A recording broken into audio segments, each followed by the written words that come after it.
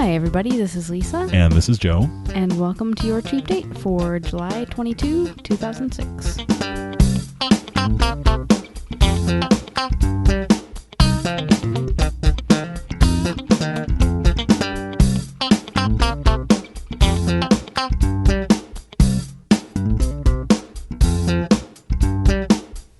That's Cheap Date, the show that asks the question, you don't really care for music, do you? Well, I do. You do. I could have asked it the way Leonard asked it, but my voice won't go that low. You don't really care for music, do you? Ask it the way Rufus asks it. Rufus Wainwright? Yeah. You don't really... Today's his birthday. Today is Rufus's birthday?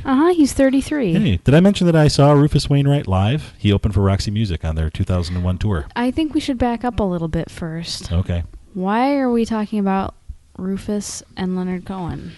We're talking about Leonard Cohen, songwriter, poet, counterculture icon, consummate ladies' man. Since Wait, bursting I thought on this article was about you. So far, it does sound like me, doesn't it? Yeah. Since bursting onto the scene in 1967. Bursting. No, don't. I won't go there. Leonard Cohen has inspired... 1967, I thought he was... I guess that was about the time he started. Mm-hmm. Suzanne. Want me to do a little Suzanne for you? Leonard Cohen has inspired generations with his unique personality and haunting music. And the reason that we're talking about Leonard tonight is because we saw the film I'm Your Man, which is a sort of a it's an intimate look at the songs, poetry, and life of one of music's most celebrated and influential troubadours. Ooh. Co-produced by Mel Gibson, I might add. It's part documentary and part... Actually, I don't know if it's documentary at all, really. It's part concert film. A good chunk of it is from a tribute concert in Sydney, Australia. Mm-hmm. And a good part of it is recent interviews with Leonard. Right, where he talks about his life and... He's fairly candid. I've never heard an interview with him where I thought he was being especially coy. Mm-hmm. I mean, he's funny and dodgy sometimes, and... He doesn't answer questions in a real straightforward manner, but he doesn't. It's not like he's trying to hide anything. Didn't he allude to the fact that that's a distinctly Canadian trait? The fact that he alluded to the fact that it's a distinctly Canadian trait to be apologetic or something like that. Or it was that he didn't. Something about not blowing your own horn or something like that. Yeah, he did allude to that his humility is partly cultural. Yeah. Oh, Leonard. Yeah. So I think he just knows the chicks like it. And yeah. And this concert that Lisa alluded to was... We just used alluded twice. Okay, sorry. 30 seconds. Sorry. The concert that Lisa referred to that was included in this film had people like Rufus Wainwright whose signature song is a Leonard Cohen song. It's Hallelujah, which he performed in the film Shrek, or was on the soundtrack of the film Shrek, and a whole bunch of other people. Nick Cave, right? Right. The first was Nick Cave. Then shortly after that, Rufus. They were the only two that I remember distinctly. But anyway, it's a good film. You can Google it. We'll probably have a link to it if you really want to know who all's in it. And of course, U2. They keep interviewing Edge and Bono through the whole movie as well. Okay, now I thought I meant to read some reviews of this film because we were very excited to see it, and we went into the city to see it. It just played one weekend at the Music Box, and it was really great because it's not a movie that's going to make it to like the Woodfield 10. But I think it's going to get mixed reviews. And I meant to read some reviews before we started this. One thing that one reviewer said is that U2 seemed flattering to the point of insincere. And yeah, I have to agree with that. I thought picked up on that. I thought they interviewed Rufus about the first time he met Leonard Cohen, and he told this funny little story, and some other performers talked about their first experiences with Leonard Cohen, like with his music. But U2 was like so over the top about it. Yeah. At one point, Bono's knocking on a door. Some people, are carpenters. They make doors. Leonard Cohen, he's a poet, and he goes to work at it. Was his point, right? Which is a good point about Leonard. But everything they said could have been written for them. Yeah, it smacked of insincerity. My feeling about that. Well, you know what? I don't want to color our audience's opinion if they're going to go see this film. I know that Rufus is a huge fan. I believe that. He grew up in Montreal, actually, the same as Leonard's hometown. There you have it. Oh, wait a minute. I could be wrong about that. Oh, was Leonard from Montreal? Oh, he lived in Montreal for most of his childhood. Right. And Leonard was from Montreal. Oh, mais oui. Bonjour, Leonard. So, but yeah, U2 just whatever. Yeah. But anyway, don't let our opinion put you off of the film, because most of the movie was very interesting. Lisa's been a fan longer than I have, and I haven't even been a fan very long. Yeah, but I've been a very ardent fan. It was an interesting insight. The New York Times calls it a wonderful portrait, and Wim Wenders calls it one of the greatest music films of all time. Would you agree with that? I think Wim needs a little. As someone who's seen a number of music films, Wim needs to take a look at Erg. I'll mention that again. That's right. Or even the No Nukes concert film, which I don't even know if that's even on DVD, but that was a pretty cool one. That was my generation's Woodstock, because we didn't have anything to really... You had Live Aid. Yeah, I guess we did. What about Live 8? You know what? We missed Live 8. I'm joking, of course. We were in Mexico when Live 8 was going on, and we didn't see or hear any of it until afterwards. Well, you had... Once again, the U2 connection. You had Paul McCartney singing Sgt. Pepper with U2, and I did download the track from Pink Floyd when they all got together again at Live 8 to do a medley of their hits. So there you go. I think the days of the music festival are over. You think? A music festival has to happen just right. It has to happen with a bunch of groups who are about to get huge but don't know it. Wasn't that the idea behind Lollapalooza? Yes, and it worked a couple times. Like way in the beginning. Yes, it worked in the beginning because all of these bands, and that's exactly what I was thinking of, is in like 92 or 93, the lineup was simply phenomenal. There's no amount of money you could have paid 3 years later. You had your Chili Peppers, you had your Pearl Jam. A few years later, there was no amount of money you could have paid to see all those people in one place. Right. But it happened right before they got huge. Now, the Chili Peppers are back on Lollapalooza. It's too late, Along guys. with, Debbie Gibson, I hear. Yeah, exactly. That's what I'm hearing. Exactly. I don't know. And any other music festival I've been to is all these bands who a year later you don't even remember. Well, there you have it. They're doing that summer concert tour thing where they're selling as many tickets as they can before their one hit falls off the charts. I think the whole industry is starting to collapse. But that's just me. Well, that's a whole other podcast now, I isn't know, it? we're not going to go there. But anyway, the reason that we were, and the other reason that we were talking about the Leonard Cohen movie is because... Lisa, party of two, your table's ready? Look, where are we? Man, is it hot out. That's all I can say. It's mucho hoto out. This weekend in Chicago, opening a door to the outdoors was like opening the oven door. Seriously, hot, humid.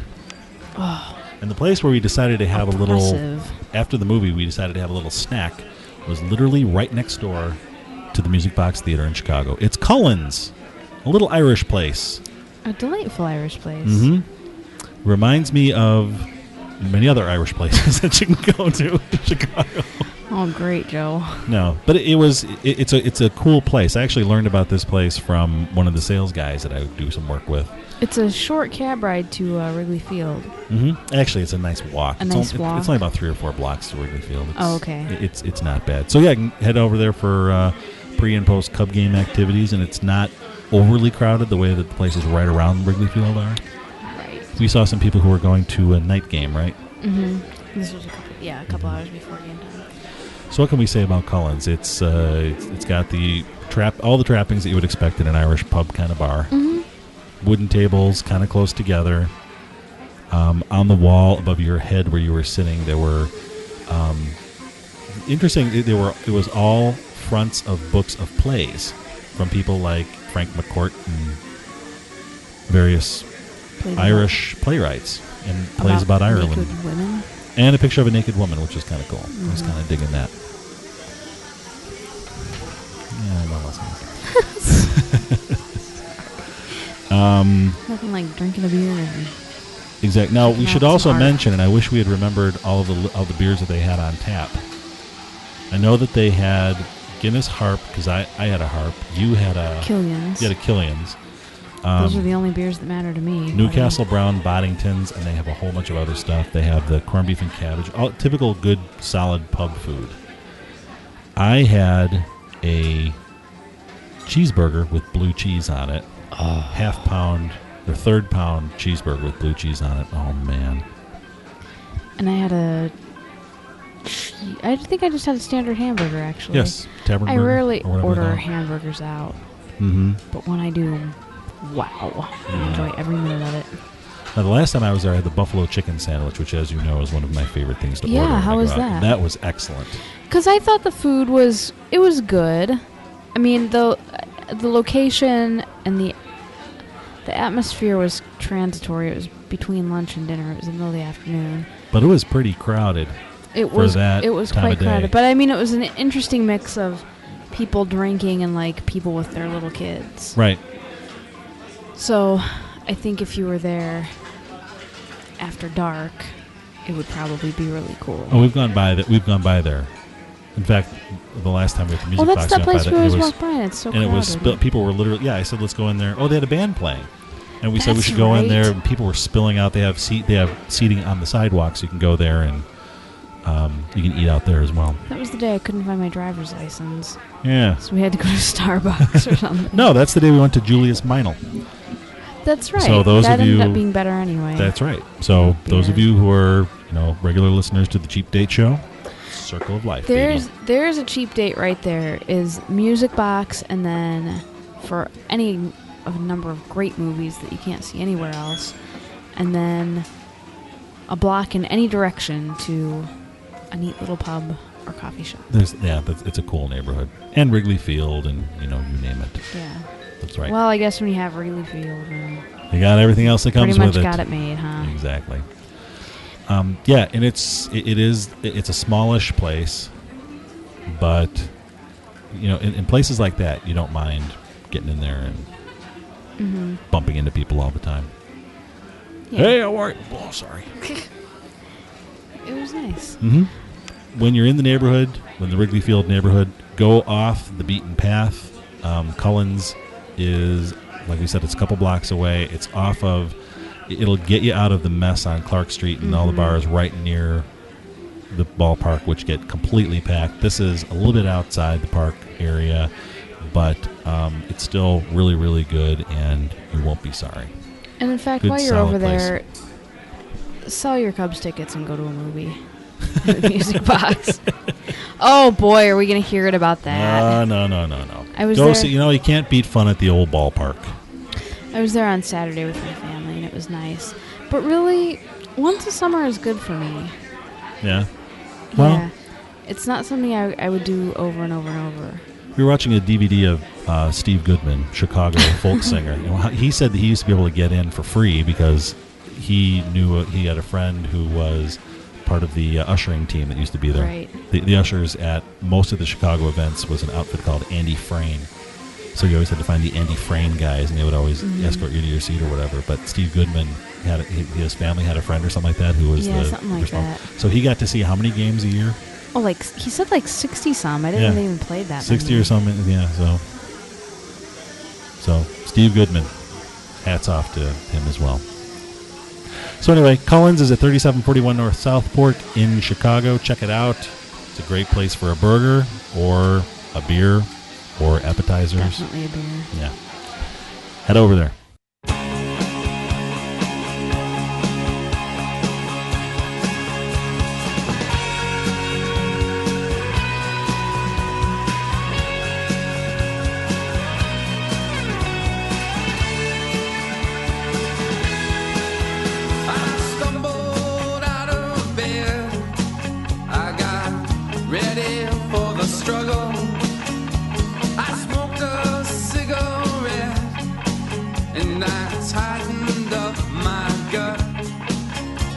I said this can't be me, must be my double. And I can't forget, and I can't forget, I can't forget, but I don't remember what. Okay, we have some catching up to do. Not the least of which is a guest review. Oh, how nice. A guest review. We have a guest review. So let's hear the theme song. No. Come on. No. No, come on. That was I didn't even intend for that to get on the show. Well, guess what? Our buddy. How many times have I heard my voice repeated saying, "Who needs brains when you have these?" And you know what? You can thank Daryl for that. Well, that was in our promo. That was in the old promo. I know. Just wait to hear what's going to be in the new promo. I love it when you take me out of context. Okay. Let's have our guest review. Our guest review is from our good friend Shelly at Shelly's Podcast. And her review was of the Fishnet on Main Street in Blue Hill, Maine. Ooh, the Fishnet. The Fishnet. The Fishnet. I suppose being in Maine, oh yes, it says right here, as you might expect, our trip to Maine featured an awful lot of seafood-based meals. I've never been to Maine, have you? Yes, I have. Oh, yeah? Some of the most amazing lobster in my life. Yeah, that's what I hear. Yeah, the big thing is that in some of the churches up there, actually what we did was we took a trip up north and we went to Nova Scotia, Prince Edward Island, around that area. We camped up there. First time I ever saw a beach strewn with jellyfish first thing in the morning. Mm-hmm. Yeah, exactly. But anyway, we came down through Maine, and the big thing down there is the churches have big dinners, big Sunday dinners with lots of lobster. So, oh, really? And you can just stop in? Yep. Okay, well, back to Shelly. Right down the street from their hotel was the Fishnet. A simple one-room building, no high-dollar architectural touches designed to make the place look authentic, just a raised floor with booths and Formica tabletops. Like the local kids who wait tables, they're the real deal. Wow. I like that. Mm-hmm. I like a place that doesn't... no pretense. Doesn't try to overdo it. Right. The fare, let's get to it, includes fried fish, clams, scallops, and chicken, along with lobster rolls and live Maine lobster. Ooh. In accordance with what must surely be a state law, the Fishnet also serves a nice bowl of clam chowder. I would imagine it would be a state law. I'm not sure I said that right, but meals range from $6 to $15. The $15 being for a live lobster, but most items are considerably cheaper. You get fries and coleslaw with your meal and a generous supply of lemon wedges. Perfect. What about anything about drawn butter? Nothing about drawn butter. Oh. That would be good to know. Okay, now Shelly had the fried haddock and a cup of chowder. The fish was flaky and the crust light and well seasoned. Oh. Nothing like a crispy crust. That's right. Shelly, you've touched Lisa's texture button. Texture button. Oh, I'm a sucker for... something deep fried really, really well is just heavenly. Luckily, most deep fried food is a little bit off, and so it's not that appetizing to me. But man, when I find a place who knows how to deep fry something, I am a sucker. Did you ever have Arthur Treacher's fish and chips? No. I don't think they had those by you. Wait, let me just get through this. Shelly's husband enjoyed the seafood gumbo bursting with clams, lobster, and scallops. Bursting oh, my off mouth. the fabulous Frank's plate. My mouth is literally watering when I think of clam chowder bursting with clams, lobster. Uh-huh. Or I mean seafood gumbo bursting with lobster scallops and clams. Wow. On a return trip, he braved the lobster, which proved to be an excellent value. My chicken was a bit overdone. Perhaps sticking to seafood would have been a good idea. I would say yes, but having been on these, having spent a week in Florida before, I know that after 5 days of seafood, sometimes you just want something with legs. Right. Well, some of these churches that something that moves or something that not goes cluck, not cluck. alligator. One thing about those churches that I mentioned up in Maine is that they will typically have lobster and then one other thing. When we went, it was lobster and roast beef, which was The roast beef was? oh yeah, it was awesome. Oh, I think you'd be crazy to eat roast beef when you could eat lobster. Well, you know, the fishnet also has a front window for walk-up business. so you had a lobster to go. Yeah, why not? Remember what that guy was telling us about how he used to get, like, po' boys in North Carolina? Yeah. Why wouldn't you get lobster to go? Why wouldn't you just walk up and get lobster? Well, there you go. Throw it in a bucket and I'm on my way. That is awesome. You know what? I want to go to Blue Hill, Maine, just to check out the fishnet. Okay, we'll put it on the list. Shelly, thank you for sharing. Yes, thank you very much, Shelly. And don't forget that if you'd like to submit a guest review to us, just drop us a line at dish@cheapdateshow.com. Mm-hmm. And we've actually received... And we'll read and editorialize your thoughts. And we'll get frequent flyer miles as a result of it because we're going to have to fly out and try all these places. So thank you again for that, Shelly. And we do have some other guest reviews, which some people have submitted, so we'll be doing those in upcoming weeks as well. So thank you again for submitting those. We've got a couple of other things that we've not covered since our call for questions. John G. answered our question about fireflies back a couple weeks ago. And of course, he's in Indiana, and he says he has enough fireflies in his backyard to read the newspaper. When he was on the island, who reads the newspaper at night? Oh, now don't even start. Some of us read the newspaper, period. Some of us are against newspapers, but I digress. When John was on the Isle of Paros, there's a valley known as the Valley of the Fireflies, which is a broad bowl surrounded by mountains and condenses enough dew to sustain the population. It is a truly magical experience because there's absolutely no other source of light except the stars and other celestial objects. Ooh. So... yeah. And you know what? We're heading into the time of year now where a lot of the fireflies are starting to die off. We're not seeing them as much anymore. Mm-hmm. But, man, it was very cool. Oh, and also our pal Jamie from the Daily Herald did an article right after our show was released. Right after our show was recorded, where she answered a whole bunch of questions about fireflies. But it had nothing to do... It had nothing to do with us. It just was a coincidence. Apparently they're not found west of central Kansas. Right. But they are found in Europe, so who knows? Okay. So yay to fireflies.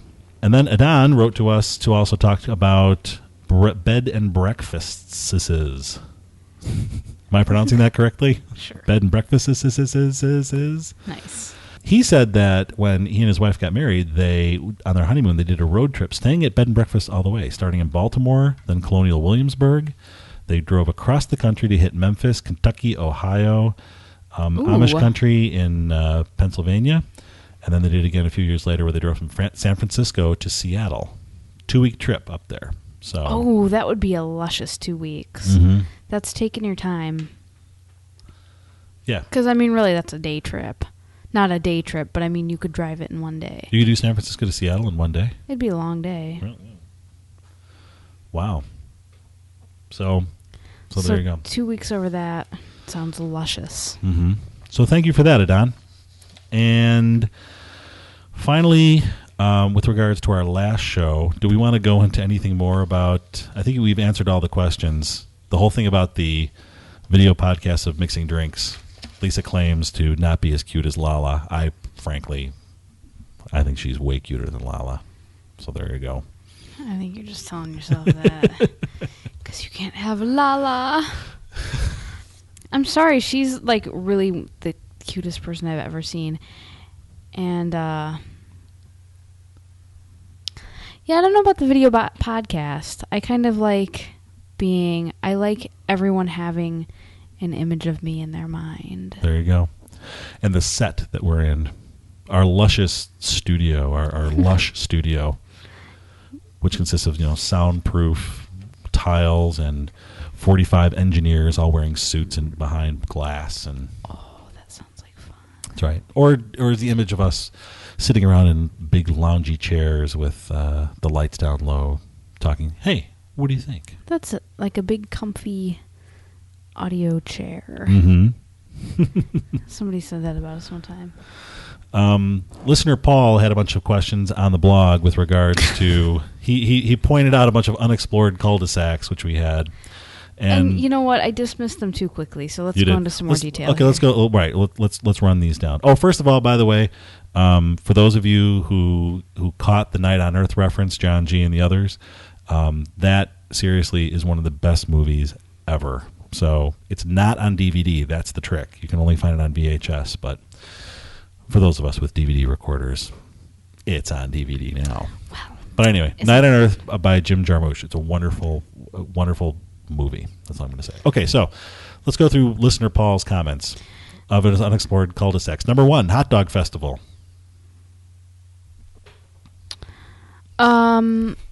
Sorry.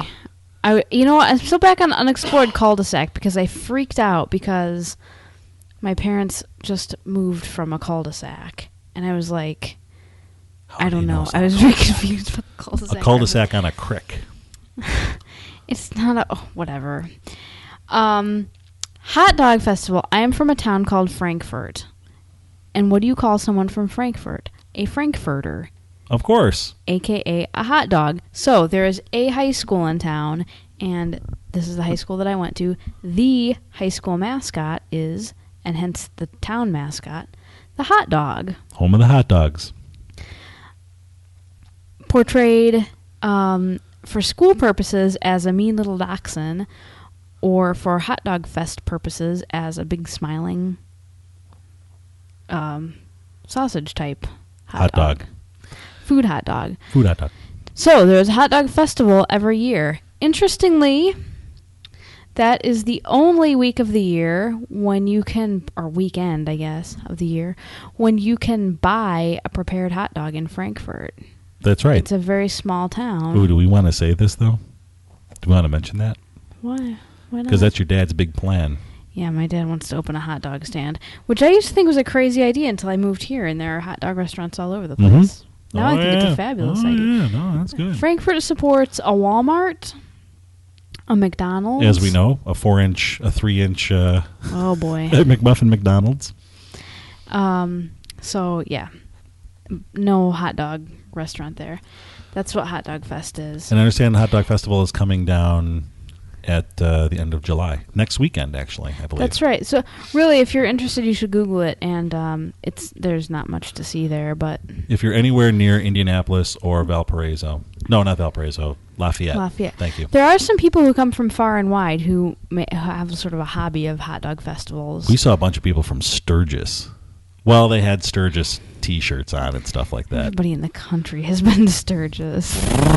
Yeah, we're just walking down the street with your grandparents. That's right. All these Harleys pull in. Good times. You know what happens in Sturgis. Yes. You don't want to talk about. Anyway, second thing that Paul pointed out was, I know Kung Fu. You should explain that That is from my favorite episode of Celebrity Jeopardy with, it was Tobey Maguire. That's right. It was Tobey Maguire portraying Keanu Reeves shortly after The Matrix. And Will Ferrell and Will Ferrell, who introduces him, says Keanu Reeves, and the first thing Keanu Reeves says is, I know Kung Fu. If you haven't seen Celebrity Jeopardy, for the love of God, download it and watch it because you're missing something huge. It is. It's good. The 3-inch Egg McMuffin we talked about. And yeah, no need to cut it in half. Right. And could you do Parky's hot dogs or possibly Portillo's? Funny you should mention that, listener Paul, because we may just do that coming up on a future show. Can we just taunt Paul and tell him that we go to Portillo's like twice a week? We could. Yeah. Big Italian I drive beef. by Portillo's every day. Yeah. I can stop in there anytime. You buy a couple of different Portillo's. 2 hot dogs with mustard and pickle. The pickle gets all hot doggy and the hot dog gets all pickly. There you go. Now you're taunting me. I'm sorry. All right, Sweet Pea. Those poppy seeds and those crinkle cut fries.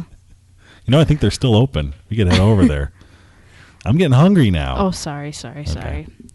Okay, I think that's going to do it for this week's show. Okay.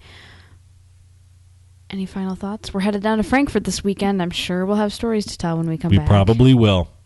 Oh, you know what I wanted to do? I seriously wanted to get... You have the birthday card stuck on your refrigerator with a magnet. I wanted to scan it in and put it up on the blog so people could actually see. I'm the not CS sure that's after your necessary. Although I sent my parents a thank you note and I wrote, Joe and the kids say hi. I think you should initial it. I should put their little initials on there. To indicate that you did, in fact, say hi. So thanks again to everyone for all your comments, all the emails, and everything else that's coming our way. And we're glad to hear that you guys are enjoying what we're doing, and we enjoy doing it for you. Aww. And if you want to continue that sort of thing, getting us comments, that is, as Lisa mentioned, the way of contacting us is dish@cheapdateshow.com or www.cheapdateshow.com. You can check out the weblog. Leave a comment and post it for all to see. Mm-hmm. So thanks again for listening, everyone. We'll talk to you next week. Good night. Do they still play the blues in Chicago when baseball season rolls around? When the snow melts away, do the Cubbies still play in their ivy covered burial ground? When I was a boy, they were my pride and joy, but now they only bring fatigue to the home of the brave, the land of the free, and the doormat of the National League.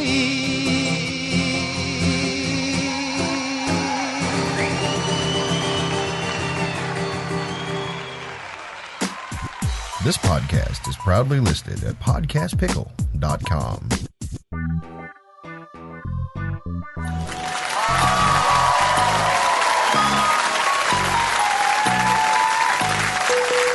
Welcome back, Jeopardy Jeopardy.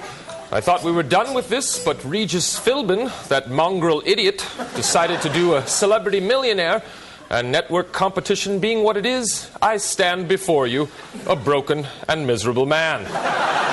Let's take a look at the scores. Sean Connery has set a new Jeopardy record for futility with "Shuck on it, Trebek." Keanu Reeves has an impressive negative $32,000. I know Kung Fu. For the last time, no you don't.